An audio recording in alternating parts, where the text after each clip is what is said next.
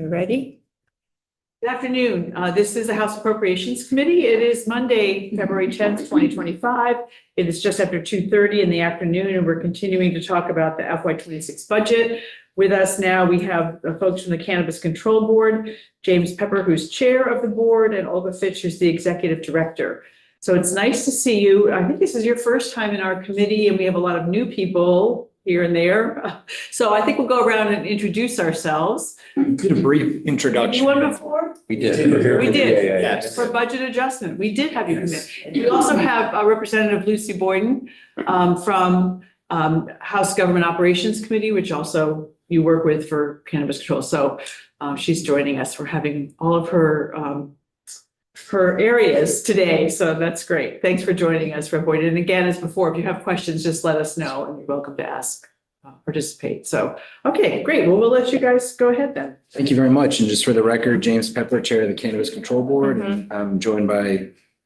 Yes, Olga Fitch, and it's nice to see everybody again. And I'm going to dive in.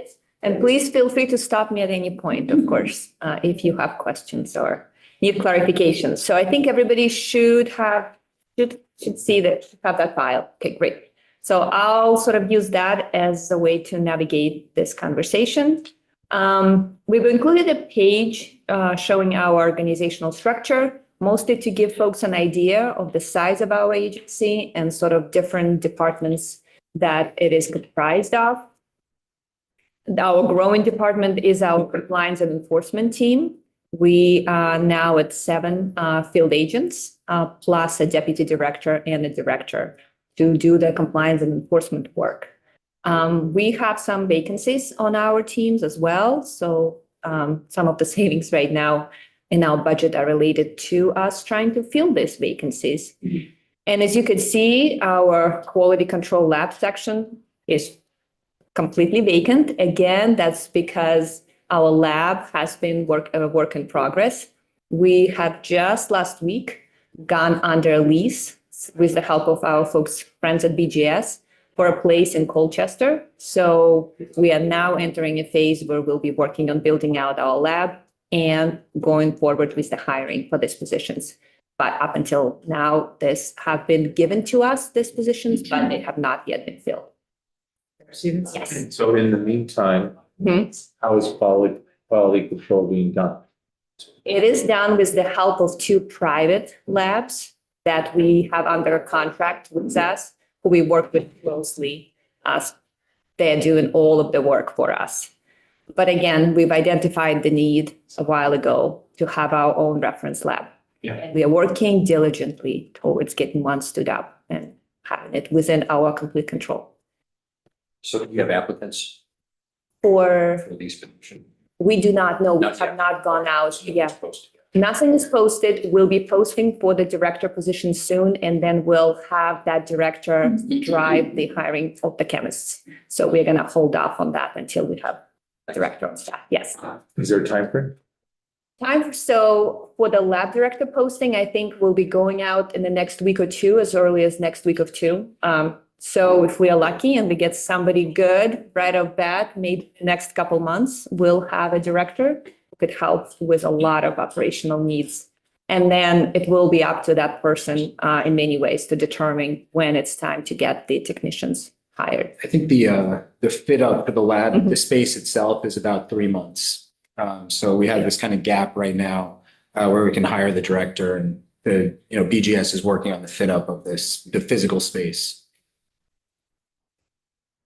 And so will this mean that all product that's made in the state, which I guess all product has to be made in the state, will be tested through the lab, or will you still work with a private lab? The licensees will be using the private labs. We'll be doing kind of our own quality assurance testing. When we go out to visit a cultivator, we'll take our own samples and test it at our lab. When we go to a retail location, we'll pull products off the shelves and test it in our own lab, plus all the forensic testing that needs to be done for when we have a apparent pesticide issue or some sort of situation. It takes just a tremendous amount of testing to kind of trace that back through the system. So this is an enforcement lab, right? Okay. Thank you. Go ahead, Lee. So you're actually going to test pesticides, so you have like mass spectrometer? We got put in. Spectrometer. I think we have 4 machines. Yes. I don't know them off the top of my head, but we have, Be less expensive to buy all that equipment and maintain that than go out of contract? well, that was the determination, yes. I mean, it was actually in the original cannabis bill from 2016 and in the governor's report was there should be a quality assurance lab. There's one for the Agency of Agriculture. They're not willing to test cannabis. So if it wasn't for that kind of pesky federal status, we would just be kind of adding capacity at the existing labs. And it also keeps us out because we give out licenses to the private labs. And God forbid something happens with those labs, we want to have our own reference lab too. Thanks, I understand. Yep.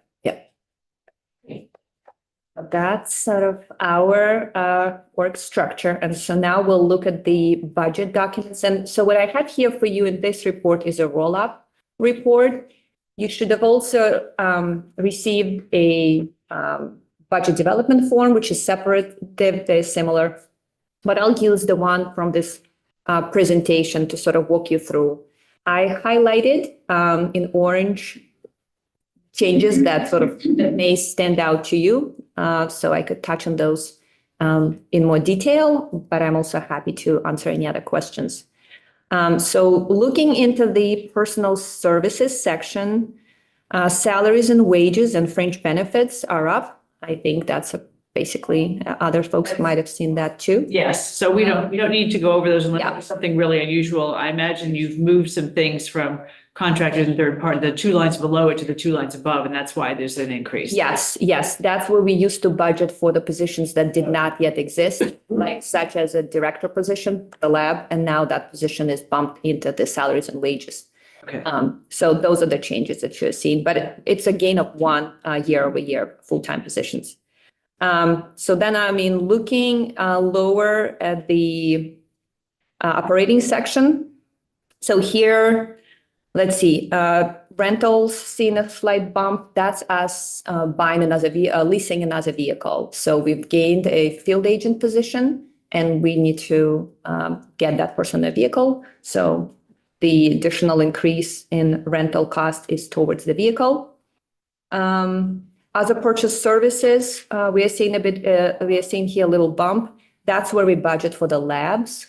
So since we don't know yet necessarily what that's going to be like, we've increased that budget by 25,000 because our lab will be going online, but we'll still be working with other labs in the fiscal year 26, quite a bit, we anticipate.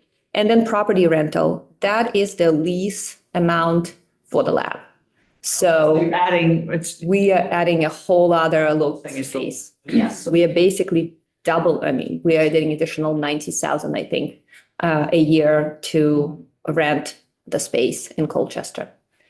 So those are the 3 sort of larger changes on the operating part of the budget.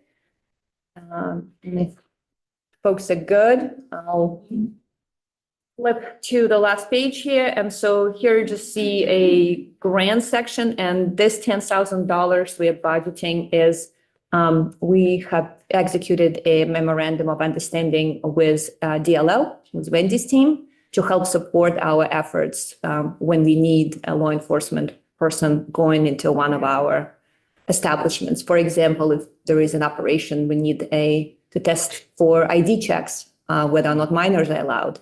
We do not have access to those resources. So that's us working with DLL on those kind of operations. Yep. And so what you're looking at is, we are going from just over 6 million in fiscal year 25 to about 6.5 for this upcoming fiscal year. And Rep. Harrison has a question. Thank you. Yeah, Olga, on the enforcement end, I appreciate the memorandum with liquor and lottery. Are any of your enforcement folks certified law enforcement? No, they are civilians. So we do not have that authority or expertise on staff. So we do rely on, we have monthly meetings with DLL where we try to learn from them and engage them sort of in a more of a casual way when we run into situations. And then we have a more formal process with this MOU where we ask for their assistance in the instances when we need. So what enforcement can your staff do now? Our enforcement is sort of in writing, so we can write notices of violations or letters of warning. We can issue corrective action plans. So that's sort of how we enforce, and that comes with fines or suspension of a license. This is within our control. Is that all of your licenses? So that's the growers and the wholesale, Yes. and not just retail? Okay. Yes, everybody. Yep. That's And what was contemplated is when we notice activity that crosses the line into criminal activity, that we refer to DLL for that. I mean, obviously, local law enforcement can take those calls if they want.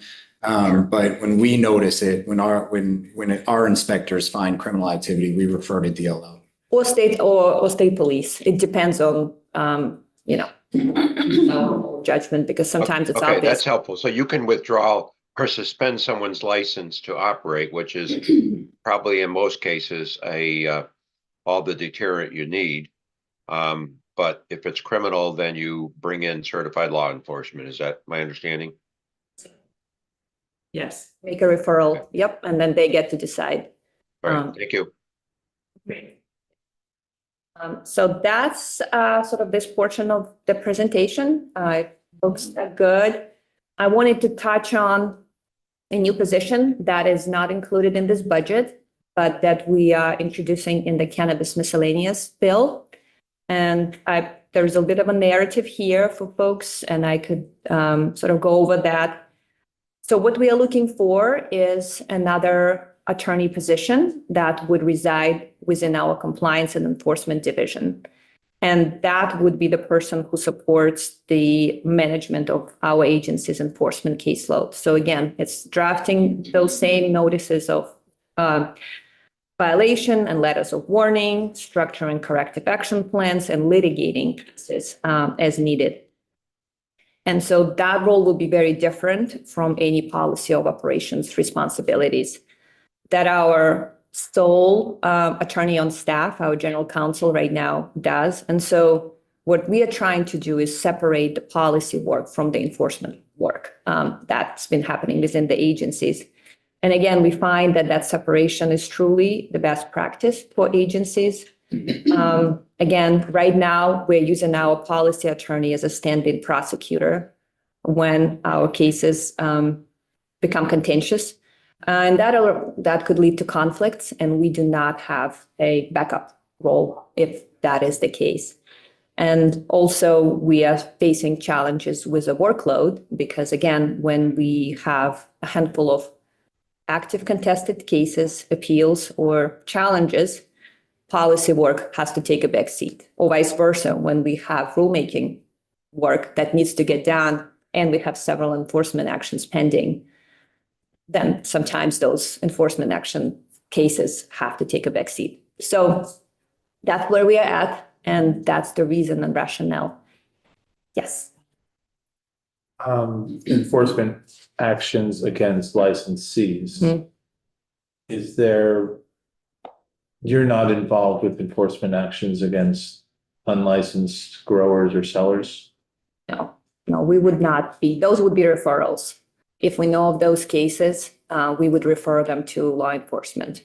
That's still a state police, essentially state responsibility. And do you have, I'll ask the state police.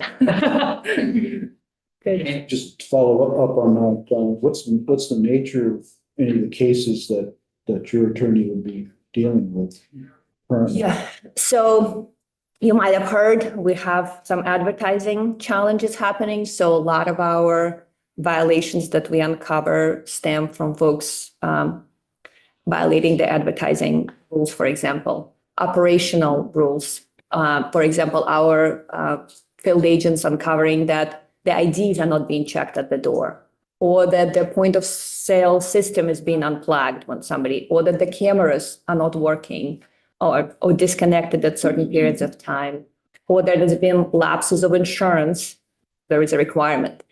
So there are a lot of things that our folks can find when they do inspections, or if we got a call, we've gotten calls of folks saying, hey, a child has been allowed into the space, right? Or, So are they challenging you in court, or are you able to deal with it by saying your license is going to be suspended? well, both. We have seen an increase in the letters that we have to issue on the notices that we have been filing. And a lot of those lead to folks settling, agreeing to the terms, because we would say, there's your fine, and here's a corrective action plan. For example, for the next year, you are subject to enhanced visits. You have to provide to us monthly reports on X, Y, and Z.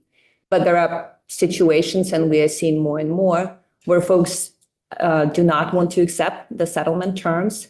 And that's when we end up in front of the board litigating those cases. An attorney gets hired oftentimes, or pro se appearances. And then our general counsel has been representing the case.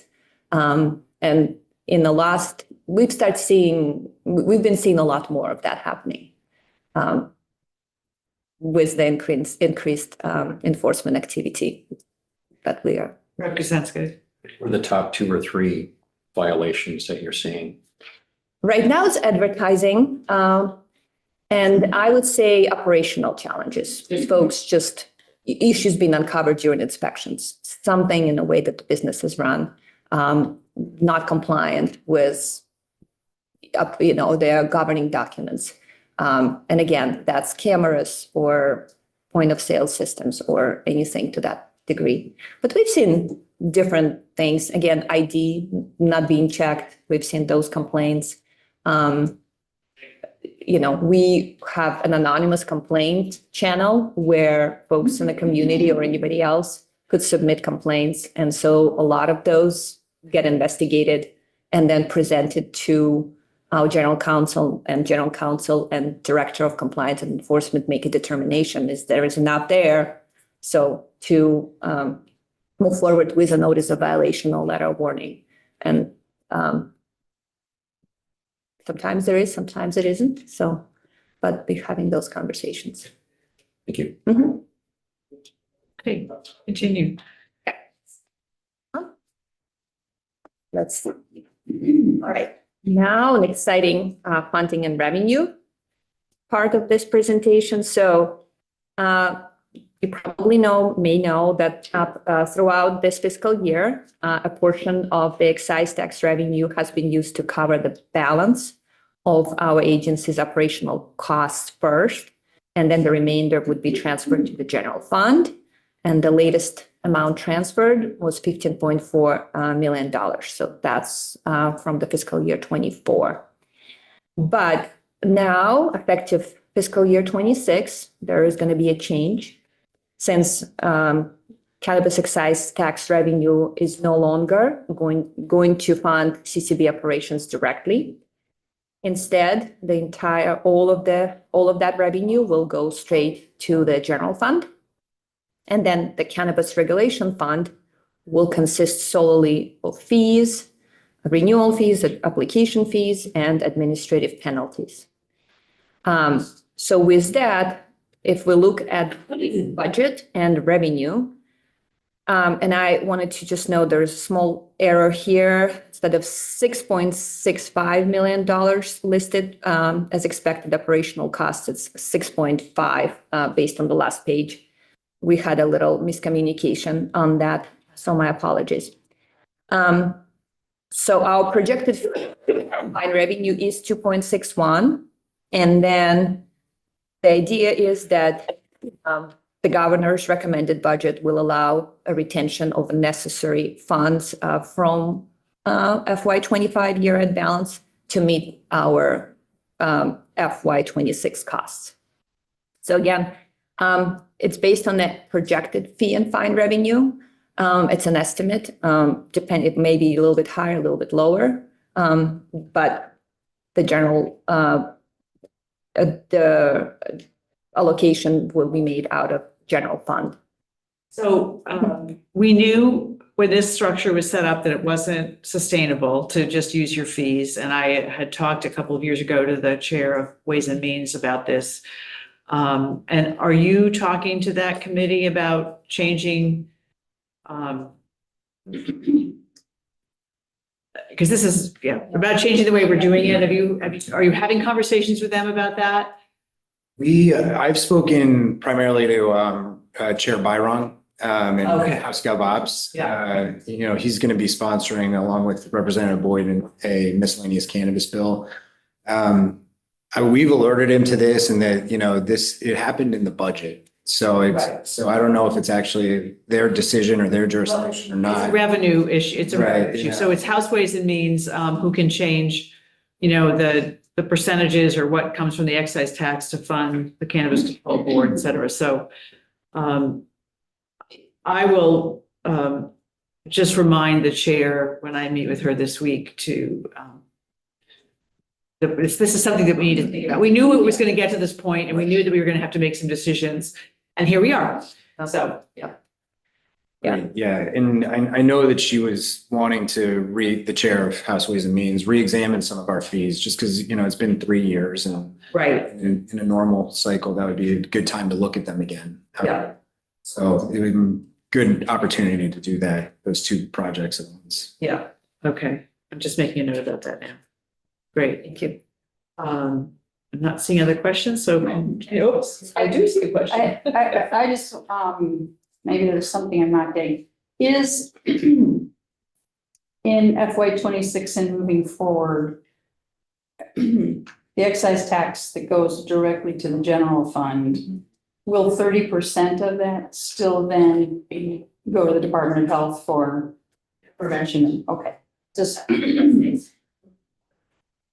There's a pretty strict accounting of that money. It just doesn't.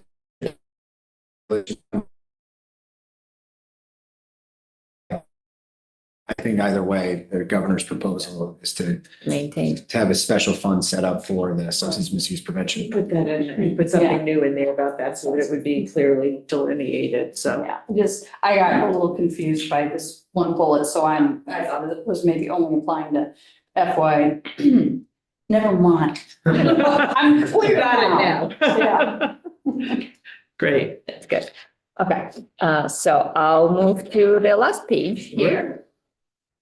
And this sort of summarizes revenue, sales, and tax trends as we have seen it or as we expect in this fiscal year and FY 26. So again, it sort of shows our fee revenue, 2.1, 2.6 range.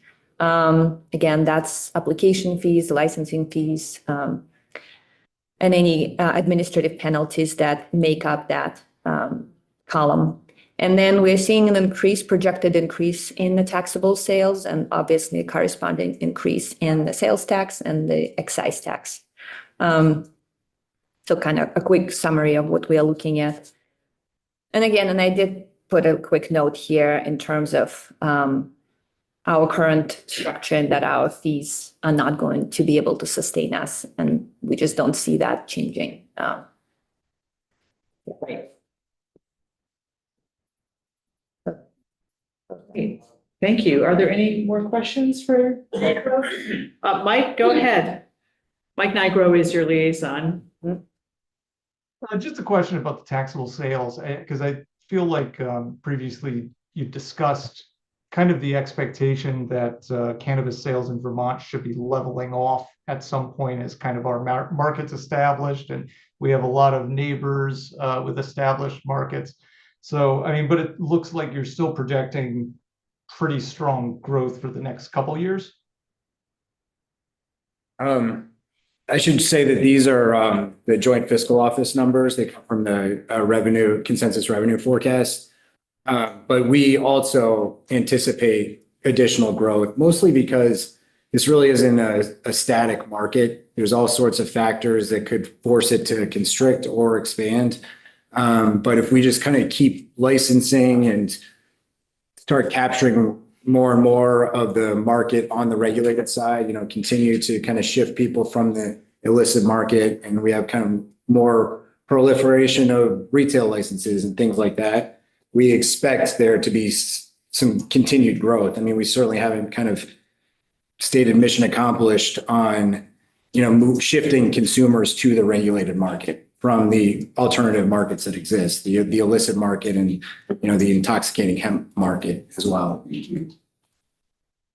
But the rate of growth, we expect to slow down. So you could sort of see it's already expected to slow, but we're still hopeful for another good bump.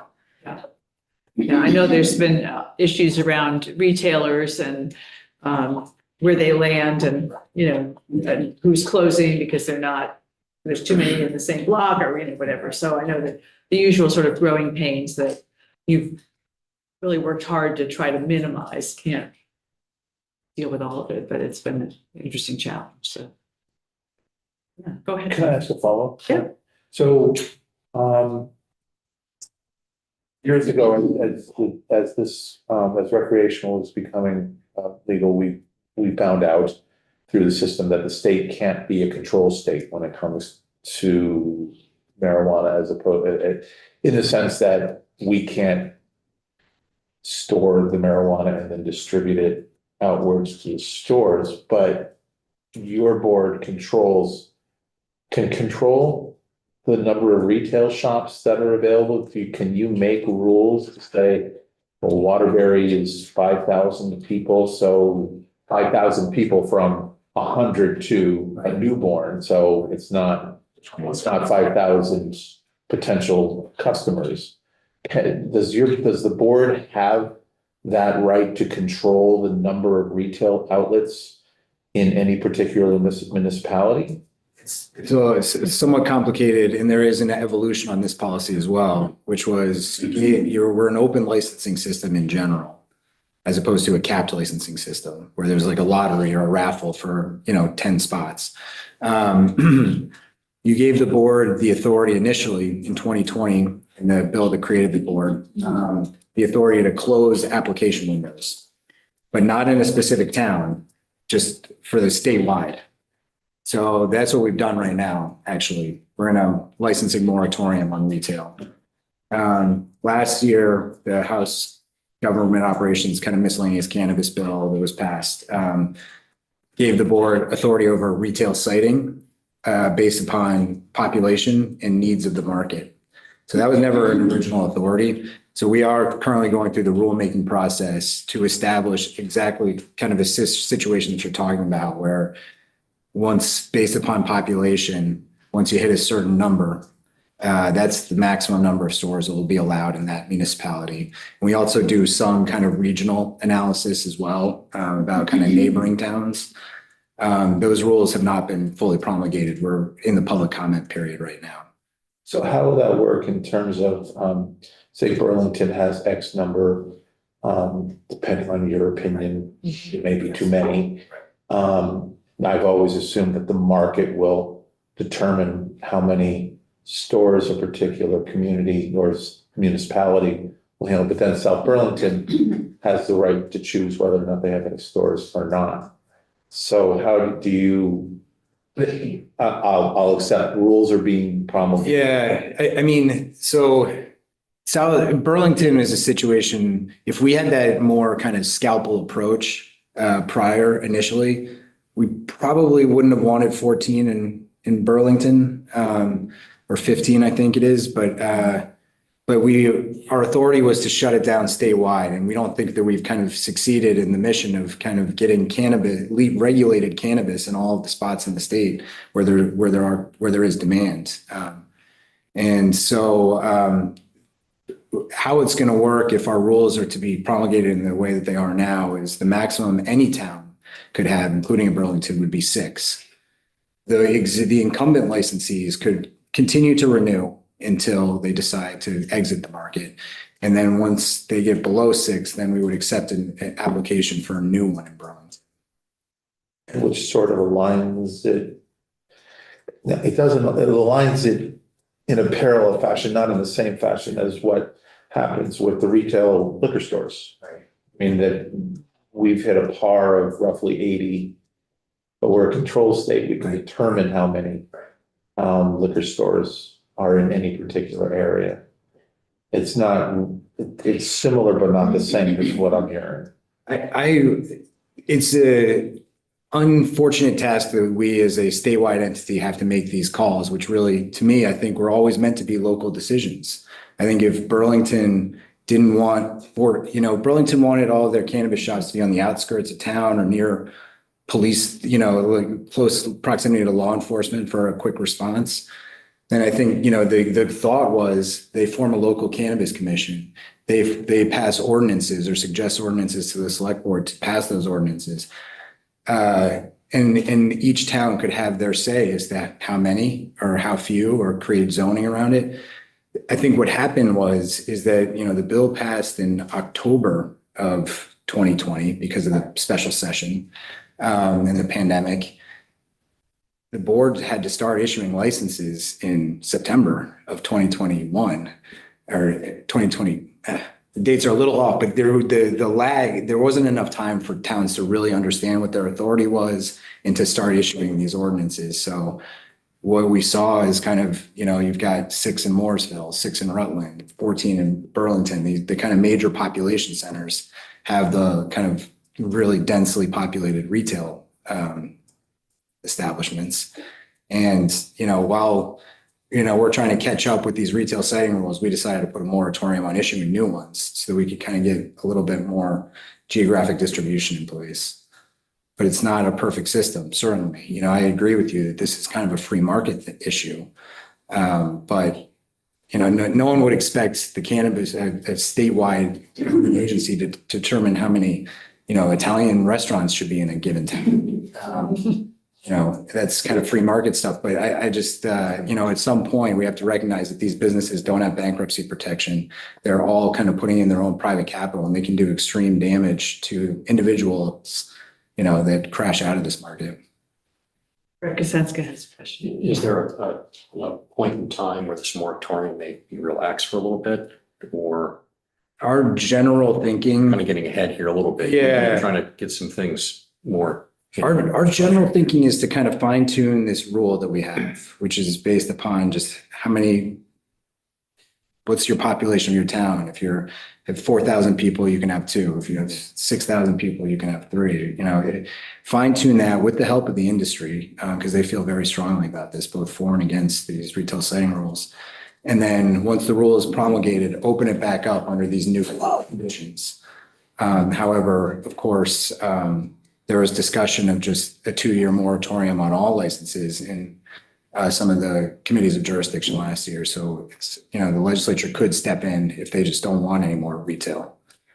And we also have, we are getting under a contract with consultants who will do a supply and demand analysis for us to help us better understand the trends and probably also provide additional context of what makes sense in this situation. So we're looking at it. But in the meantime, even if there is a moratorium, say South Burlington allowed retail stores and somebody from Burlington decided to move over, that's okay. The change of location is possible. So in this situation, right, there might be opportunities for folks. To spread out. Yeah, exactly. Right. So, but we are looking at it all. So the premise is not licensed, it's the individuals is licensed and they can move around the business? A change of ownership or change of location is allowed because the license, that is within the realm of what can happen. It's not a new store. Yes, it's, An additional location would be a different thing. yeah, that would Same not. company just moving to a location. Exactly. Yeah, that would be a way forward for some. Great. I'm not seeing any more hands up, so thank you very much for coming. Thank you. It's nice to see you as always, and I will chat with Ways and Means just to let them know. So we're good with that. Thank you. Thank you. Thank you all. Thank you. Committee, Aaron is going to arrange for the Human Rights Commission to come at 3:15 instead of 3:30. So we'll get you all done a little bit earlier, but in the meantime, we'll go off live and we will